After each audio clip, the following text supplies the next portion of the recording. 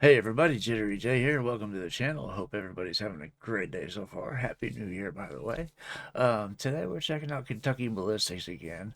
Now, I was told that this was a video that I needed to see, which with this title I can see why. It's my 50 cal exploded. That's a big gun to be blowing up like that. And from the looks of it, it exploded right in his face looking at this thumbnail. Uh, but because I can see the something around his neck, his arm, both arms, his nose. Damn, dude got messed up. But that's dangerous. But anyway, we're gonna jump right into this. But first, of course, we're gonna hit the like and subscribe buttons on the original video. That's the important part to show support wherever we go. Let me take this down. Uh, all the Kentucky Ballistics links will be in the description below, as well as a link to the original video for those who want to watch it without any commentary. There will be commentary. It's a reaction channel. That being said, let's jump into this and see what happened. This is crazy.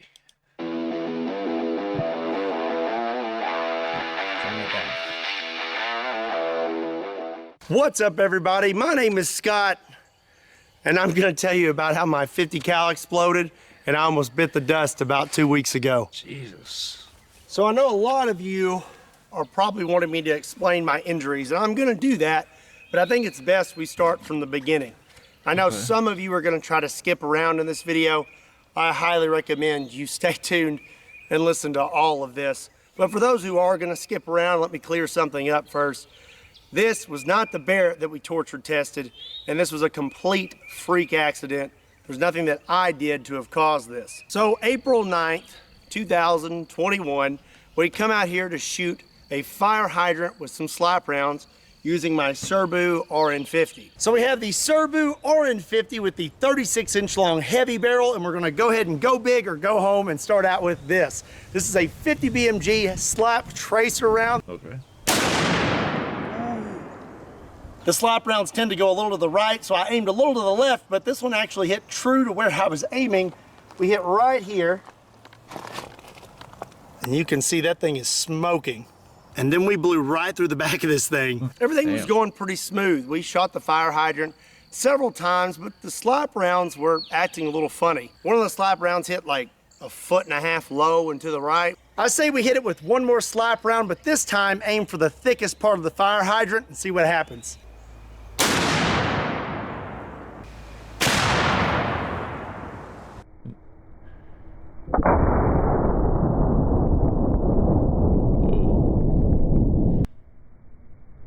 Jesus.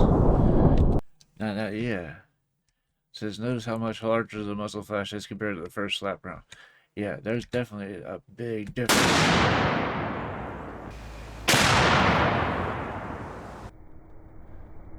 A little tiny flames coming out. And the second one, boom. The gun was functioning normally, as it always has. I've been using this gun for a long time now, and I've never had any issues out of it. So before all this happened, we took one last shot, and it was actually really, really cool. The round was stuck out the back of the fire hydrant. This is a 50 BMG silver red tip armor piercing incendiary tracer. So we went through the top of the fire hydrant. Look at that. Oh my gosh. Cool. It's just stuck out the back. After that, I decided I was gonna take one last shot with a slap round and try to hit the thickest spot on the fire hydrant. So before I loaded my last slap round, I know that there was no barrel obstruction because I literally found the round in the fire hydrant. Right. But this last round that I loaded into my Serbu RN50 was a very, very hot round, and I had no idea. And there's really no way for me to have ever known that this round was as hot as it was. No, not without actually producing it yourself and putting the gunpowder in it yourself. You wouldn't know how explosive the round could be. You know what I mean? Without actually making the bullet, or you know what I mean. But man, This round was as hot as it was.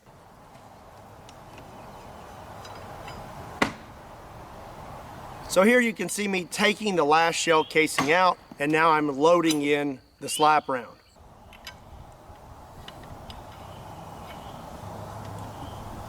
I screw the cap on all the way,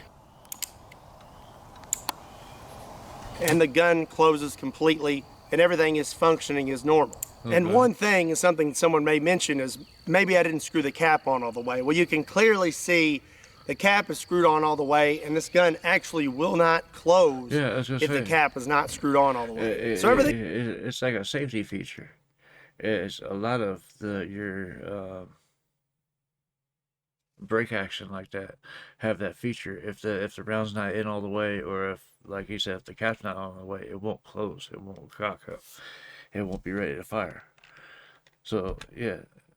It's like a built-in safety mechanism. And this gun actually will not close if the cap is not screwed on all the way. So everything was functioning good on the gun.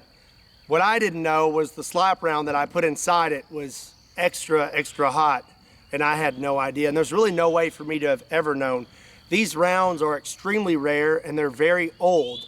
They're like $100 a piece. These aren't manufactured anymore, and really there's no way you can really know what's happened to them over time as they've passed hand to hand. I was under the impression that these were genuine military surplus rounds and hadn't been tampered with. So now I'm gonna actually show you what happened. It's not graphic. All the graphic stuff happened after the fact, and I'm gonna tell you all about that, but I am gonna show you what happened just so you can see what happened to me that day.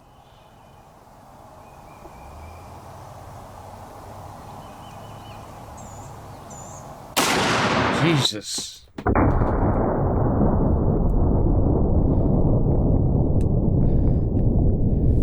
Oh, shit. He's got a scar on his neck, but he's lucky that thing didn't take his head off. Holy cow. That was intense. He's lucky. He's damn lucky to be alive.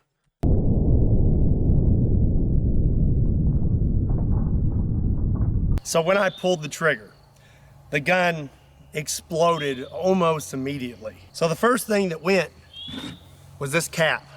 And this cap is solid steel, and it is very, very heavy. If you look right here, the threads are sheared off of this gun completely. I spoke with Mark Serbu, and he said that normal pressures are 55,000 PSI. And for those threads to have sheared off and this cap to have just blown off like that, we're looking at over 85,000 PSI. So the cap blows off. It's kind of hard to put these on because of my little nose brace. I'll explain. But safety glasses are on. And this cap, you can see this little crescent here. Jesus. This cap hit me right there.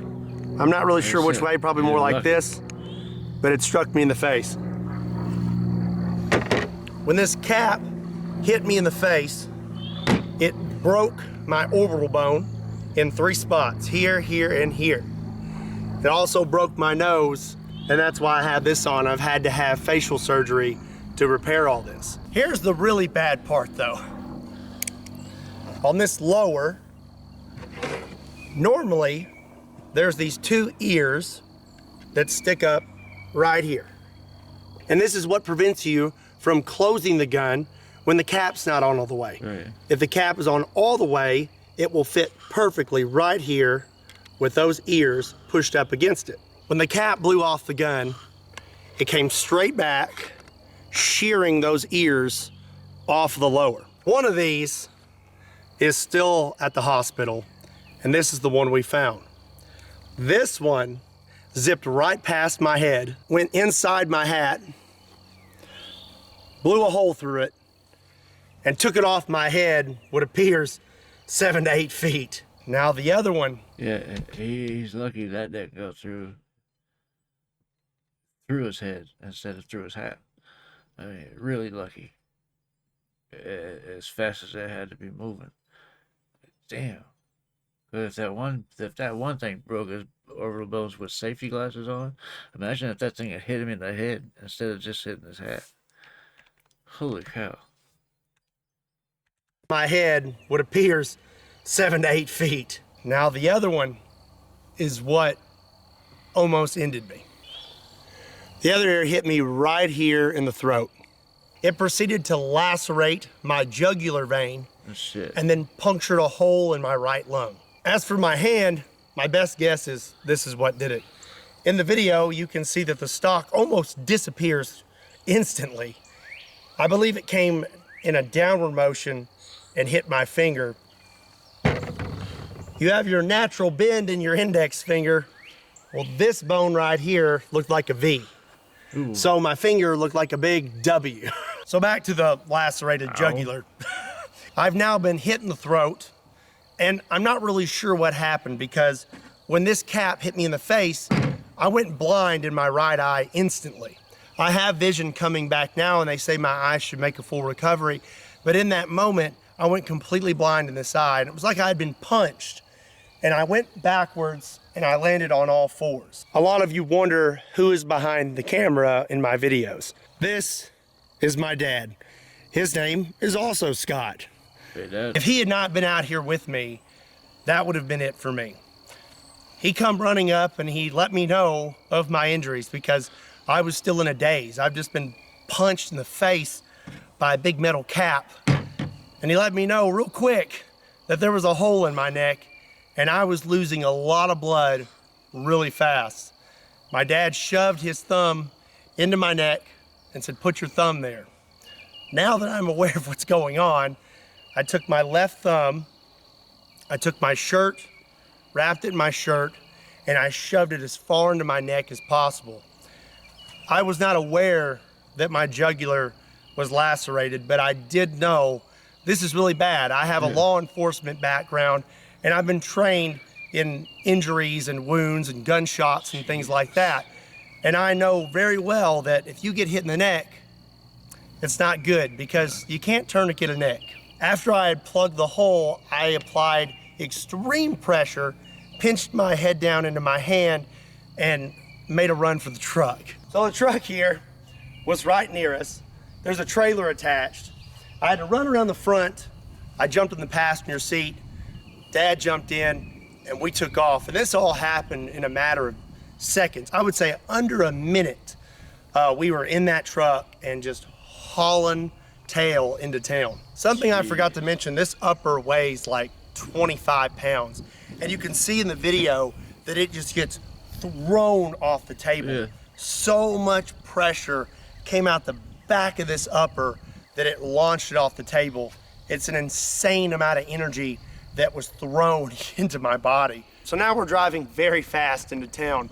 I am applying constant pressure to my throat, and I'm breathing very slowly, trying to control my heart rate, because the faster your heart rate, the faster you're going to bleed. Right. My dad's driving, so I thought it would be nice of me to call the ambulance. My dad didn't agree with this, but I wanted to do it myself because I wanted to try and stay awake. I needed to be doing something to keep myself conscious. If you have an iPhone, there's this nifty little feature on the side here, and if you hit that button one too many times, it'll call 911.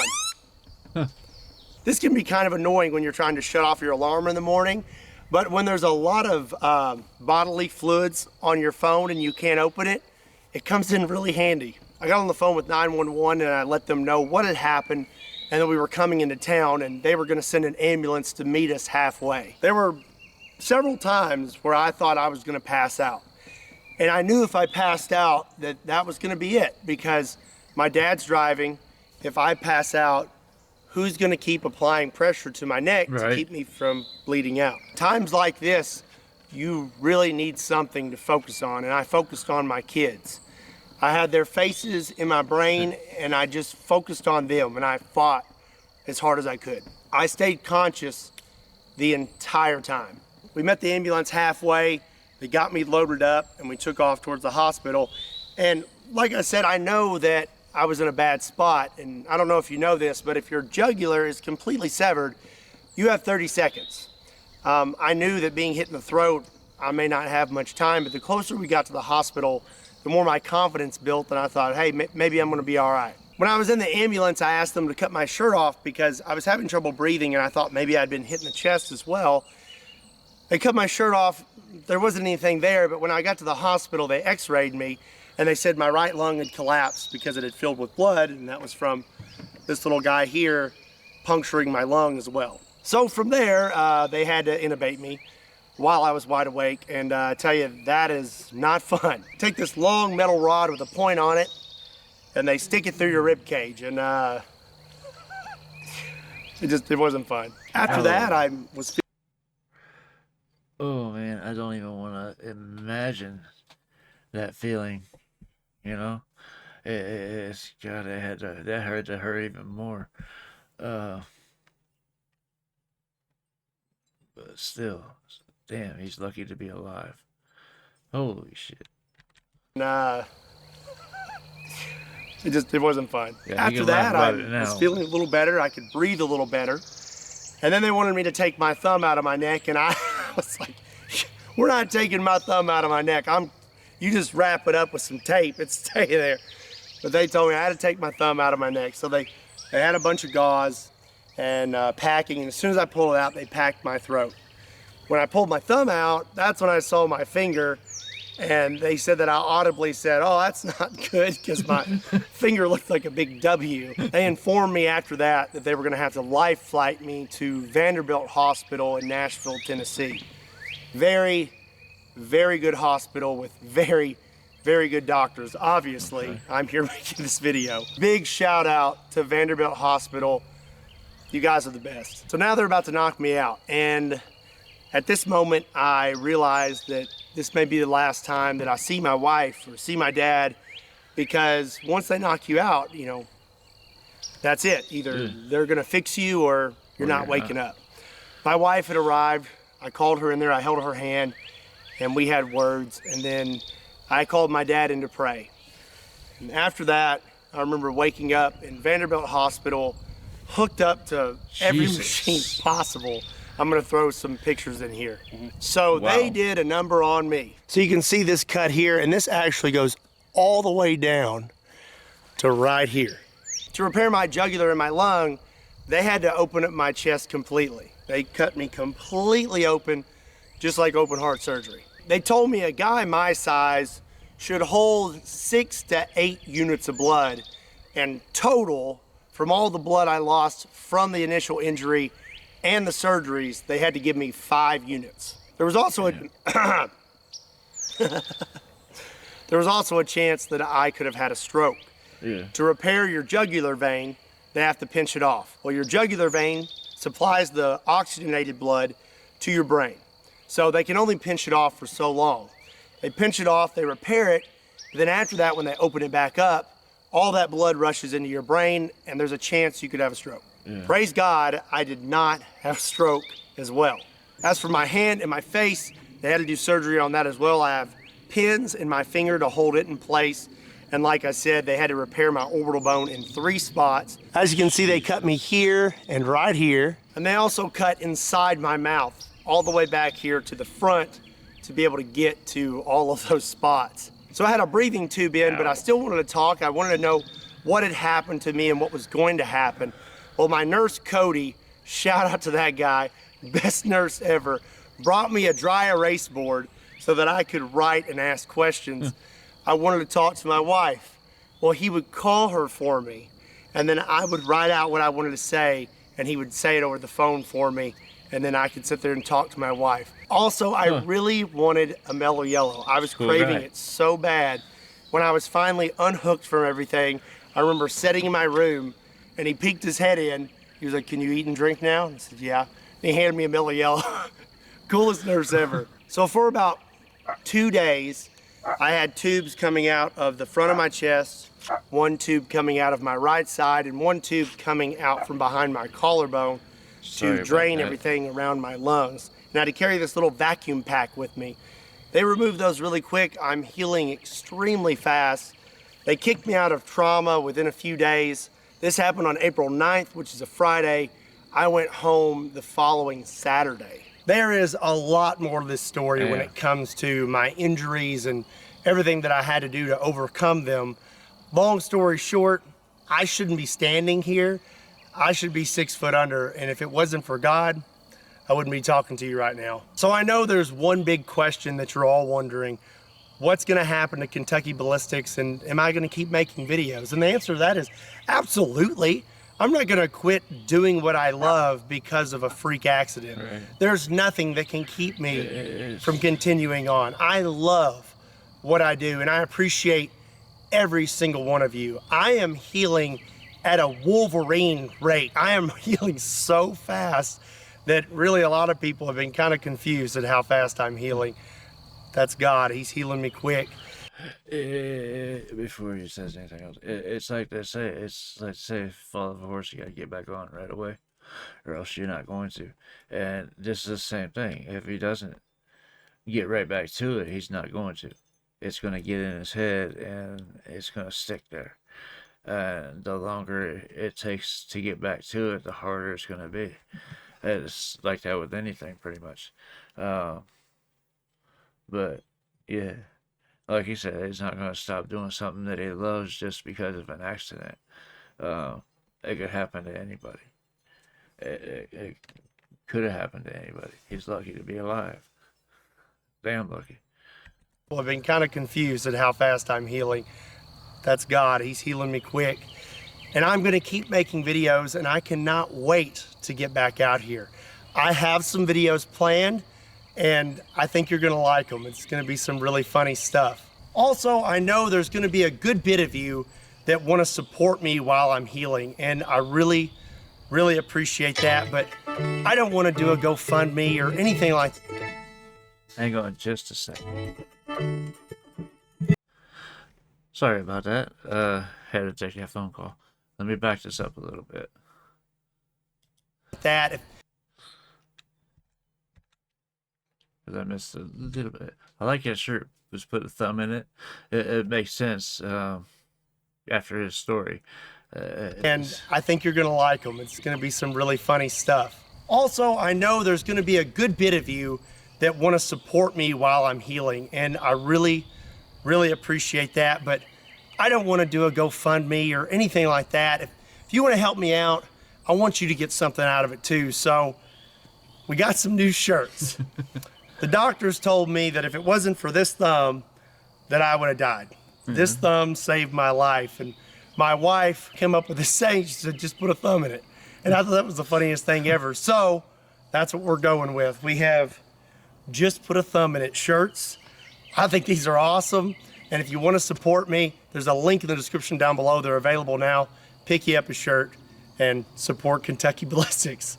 This is not my normal content, and definitely not what you expected me to post this week, but this is something I felt like I needed to let you know. Again, this was a complete freak accident, and there's no way I would have ever known just how hot that round was until it was too late. So like I said, I'm healing really fast, and I'm gonna be back to it as soon as possible. But in the meantime, keep your eyes peeled for some pretty interesting videos I have planned and my update videos. Before I close this video, I just want to say how much I appreciate every single one of you. Thank you for making what I do possible. And I know that the majority of you are going to be extremely supportive right now, and I really appreciate that. Don't forget, if you want to pick up a shirt, there's a link in the description down below. And as always, my name is Scott. My name is Scott, and you will most definitely see me next time.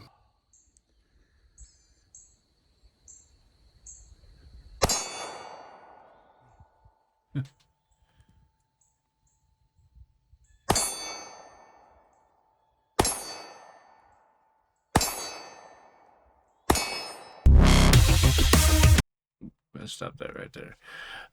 He just lists all his supporters. We don't need that. Anyway, this was interesting. This was an interesting watch. Man, like I said, he's damn lucky to be alive, or something like that. But like he said, he's gonna get right back to it. So, and he's still making videos. So obviously, he did get right back to it. And yeah, this was, like I said, this was interesting, intense. Anyway, I would love to hear your thoughts on this in the comments. Let me know what else I need to check out, and I will get there as soon as I can.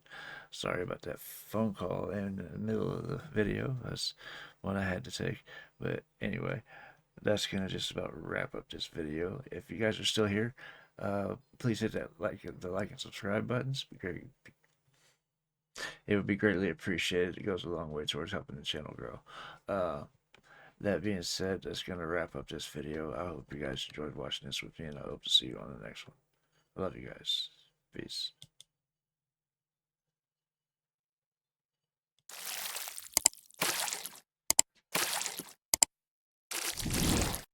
Hey guys, make sure to check out one of my other videos right here at JitteryJay.